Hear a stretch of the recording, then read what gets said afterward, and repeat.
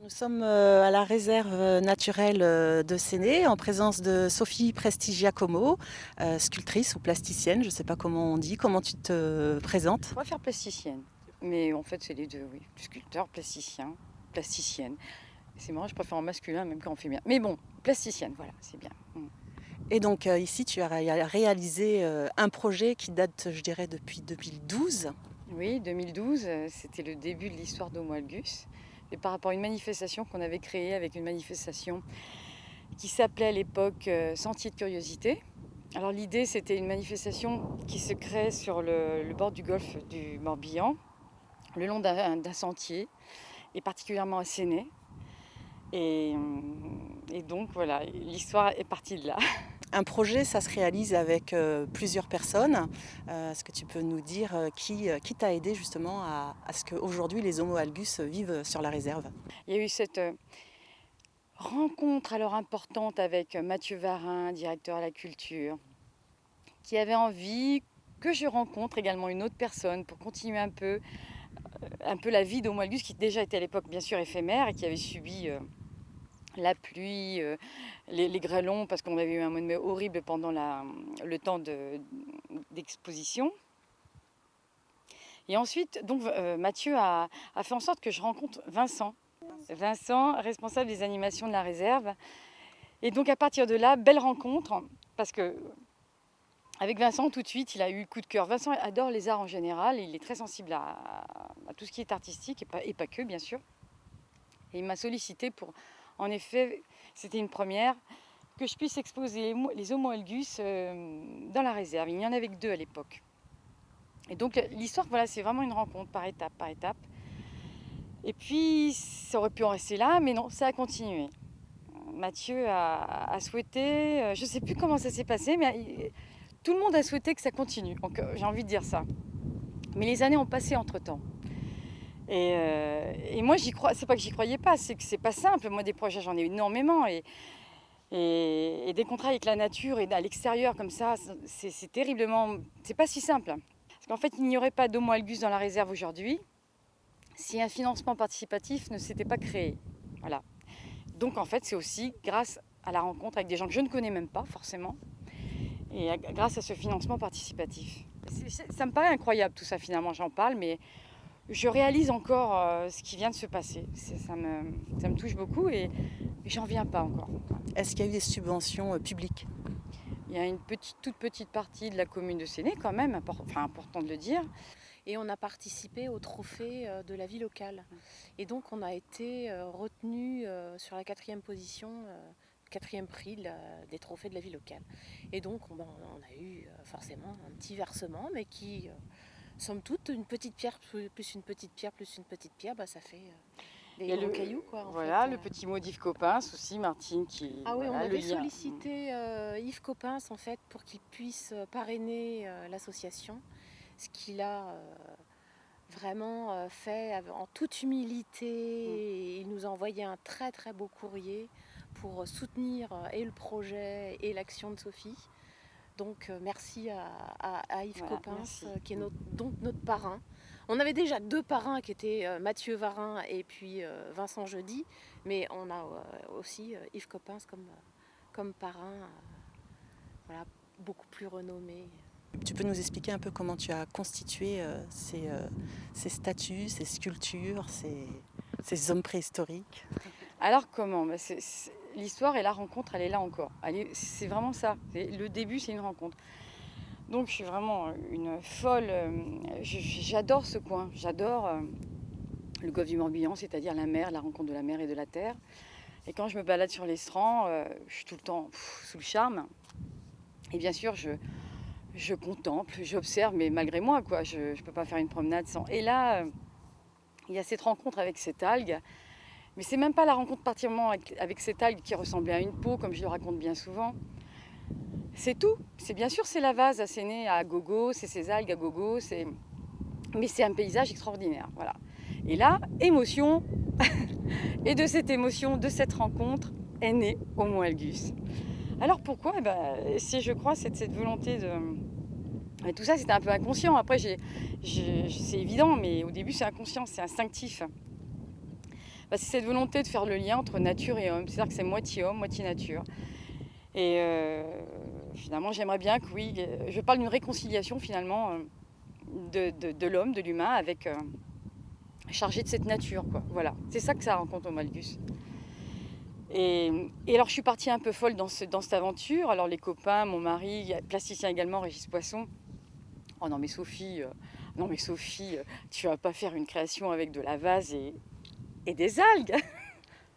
Oui, oui, je le sens, j'ai envie. Oh, je prends pas beaucoup de risques, j'habite à côté. S'il se passe quelque chose, j'y retourne. Et voilà, et j'ai tenté, quoi. Il y a toujours une part de défi hein, quand on crée quand même, et de recherche, de recherche. Et donc j'y suis allée, donc quand même, il y a une armature, il y a un squelette sous ce personnage. Et là, Régis m'aide d'ailleurs, parce que c'est assez complexe, c'est difficile. Ces personnages d'ailleurs sont plus grands que nature, un peu plus grands que nature. Et donc il faut développer toute une armature, donc dessin. Je réalise ensuite un certain nombre de maquettes. Et là, en plus, je voulais à l'époque les installer sur un chêne qui donnait à la fois, d'un côté, il y avait l'estran, le golfe, donc, et de l'autre, le chemin sur lequel les gens passaient. Et l'intention, c'était qu'ils soient un peu farouches et qu'ils s'installent sur cette branche pour nous épier un peu, pour nous regarder et nous observer. Et ben voilà, ça a tenu. C'est de l'art éphémère, c'est de l'art in situ, du vrai art in situ, mais en même temps, ça a été au-delà de mes espérances. La vase, c'est génial. Les algues, c'est formidable. Déjà, c'est beau, mais en plus, voilà. Et bien, ça tient. Ça a tenu au-delà de ce que je pensais. Ça m'a surpris aussi. Ça s'est mis à craqueler comme l'écorce de l'arbre sur le chêne sur lequel il se trouvait. Et ça bougeait tout le temps. Donc, c'est ça aussi le côté, je dirais, vivant.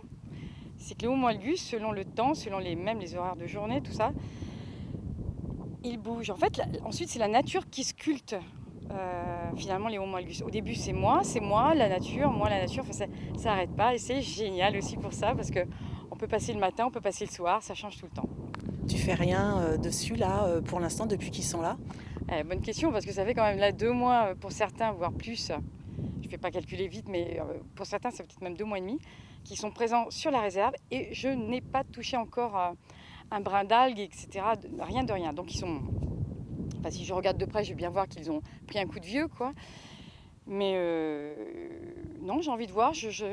Voilà, ça peut aller un petit peu plus loin. Ils peuvent encore subir quelques coups de vent. Et donc ils s'éteindront de leur propre mort naturellement. De toute façon, oui, ça finira comme ça. C'est de l'art éphémère. Ça finira comme ça.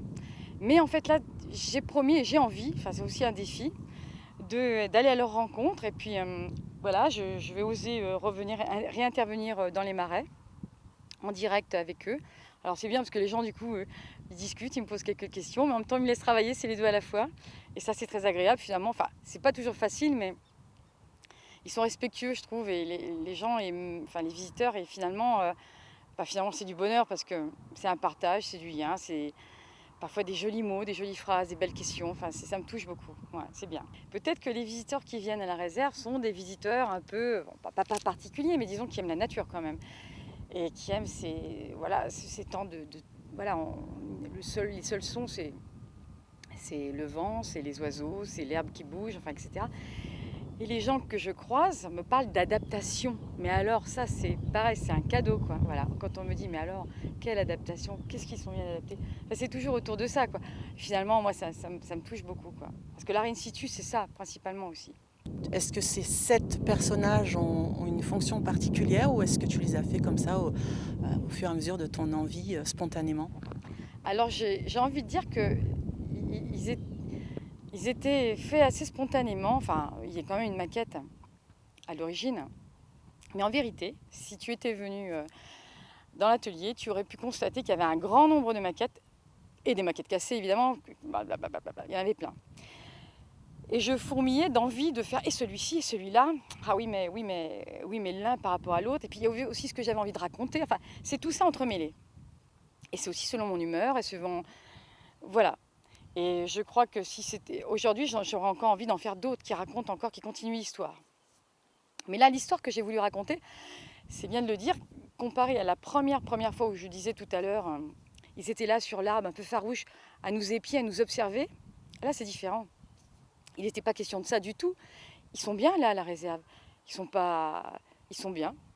J'avais plutôt envie de raconter qu'ils sont là à observer l'eau, le moindre herbe, tout ce qu'ils voient. Enfin voilà, contact, sentir, contempler quoi. La contemplation et le bonheur ce bonheur que nous donne la nature, ce mélange. Enfin, c'est ce que j'ai voulu donner. Voilà. En fait, il y en a un aussi qui a les pieds, enfin qui a les jambes dans l'eau. Là, je voudrais revenir dessus pour lui mettre un petit peu plus de vase au bord de ses jambes, et pour dire qu'en fait, qu'il émerge des marais, quoi. Il y a aussi cette idée que pour moi, les Homo algus émergent des marais, naissent d'ici, quoi. C'est aussi important de dire, pour moi, voilà, c'est des vrais synagos. Ça me semble impossible, encore une fois, je parlais d'art in situ tout à l'heure, ça me semble assez impossible d'exposer ou d'installer les Homo algus, ailleurs, tout simplement ailleurs, voilà. Parce qu'ils sont vraiment faits avec ce que j'ai eu sous la main à Séné. Produit du terroir. Carrément, carrément. À peine j'ai installé le premier, celui qui s'enduit de vase et qui se met des algues. Quelques heures après, il avait du guano sur lui, quoi. Il y avait des crottes. Parce que le lendemain, je reviens donc beaucoup plus tôt. Et là, j'ai dit, ah, c'est incroyable. Parce que forcément, quoi, pour moi, c'était une volonté de l'oiseau de bien viser sur la tête. Il y avait 2 endroits comme ça, en quelques heures, quoi. Vraiment, c'est impressionnant. Et puis les oiseaux nous observent tout le temps, quoi. Et à peine on arrive, oui, on est très observés en fait. Ouais. Enfin, je remercie les gens qui m'ont permis de réaliser ce projet. Ouais. Je ne vais peut-être pas tous les rencontrer, mais j'aimerais bien les rencontrer. C'est une œuvre participative en fait. Et bon, ça sera le mot de la fin. Et puis bonne continuation aux Homo algus. Merci beaucoup. Merci.